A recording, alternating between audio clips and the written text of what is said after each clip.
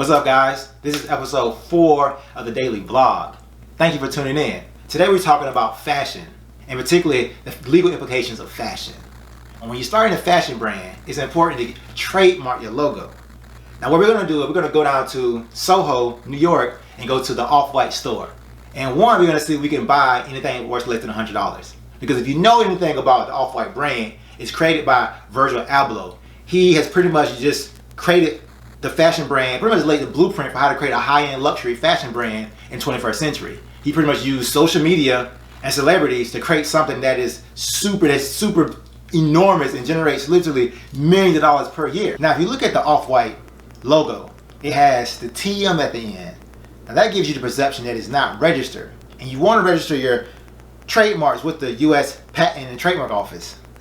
But if you look at the U.S. Patent and Trademark search base, it actually shows that he has multiple trademarks when it comes to the Off-White brand, Off-White logo. So while it can be misleading, it's important to know why you should have it registered and what are some of the pros and cons for not having it registered. So some of the pros of having it registered is that if someone tries to use your brand, tries to use your logo, what they call trademark infringement, you can actually sue them in a federal court and you can actually get damages, what they call, which is money. They call it damages, but it's really money that you'll get back from the person who's infringed on your trademark. But you don't necessarily have to. And if you don't do it, then you can't necessarily sue that person in federal court and potentially get damages back from them. But there's pros and cons, and it depends on who you talk to. Some people recommend you not register it if your brand is not really making money. Now Virgil's brand is making millions of dollars per year, so it makes sense for him to actually get it registered with the government. And so we're gonna go to the store and we're gonna look around and see and try some things out, and we'll see if we can actually get something that's worth less than $100.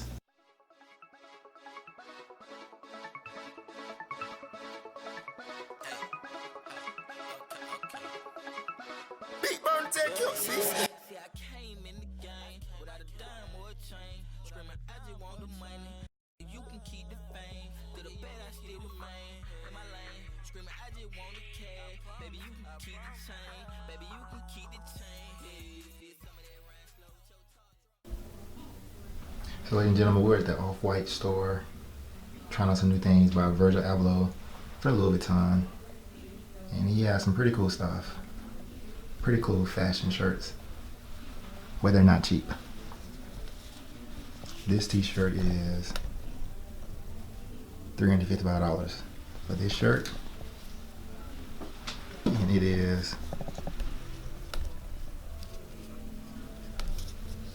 $444 for this sweater. But they're really good quality. They're really nice quality.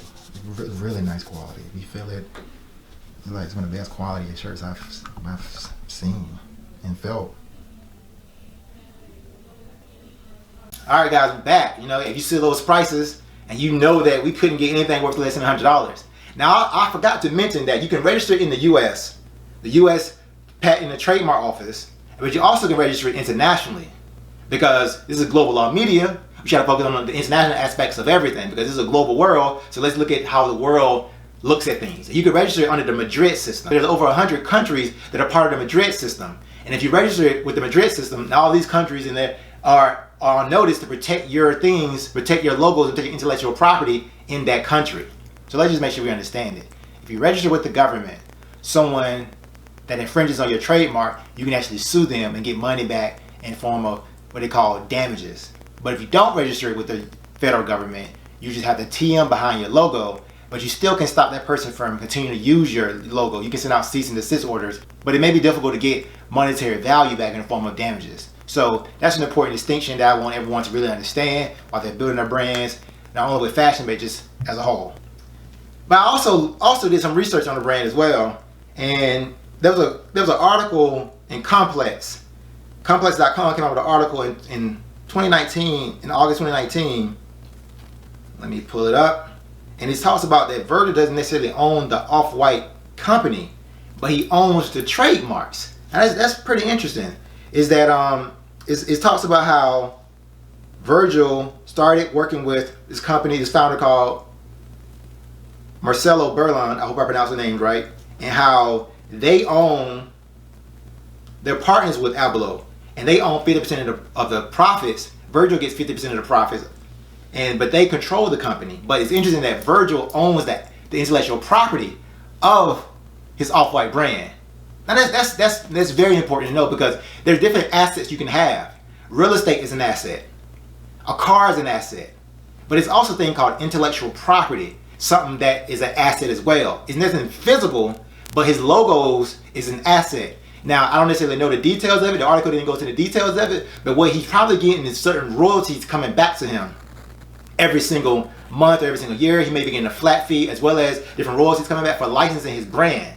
And that's important, because you can actually build a brand. You see this a lot in companies, and they'll build a brand, but then they'll license the intellectual property. They'll license the brand so you can put it on different things like shoes and clothes and perfumes and many other things. And that's something that we all should be looking at and understanding, how you can actually just build something by just using a brand. Build a brand. Global All Media, I'm trying to build this into a brand. It's something that can be special. So I believe that in the day, because the internet is connecting the world, and the world is becoming connected. I think in the day, brand is the only thing that's going to be able to differentiate you from everyone else. We all have our own personal brand. And from a marketing perspective, what differentiates this company from that company is that the brand that it stands for.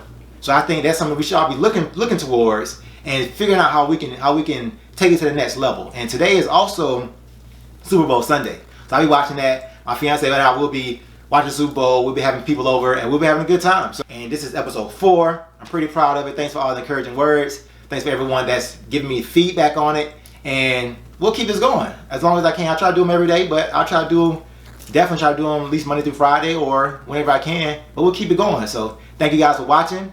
And tune in tomorrow. Thanks.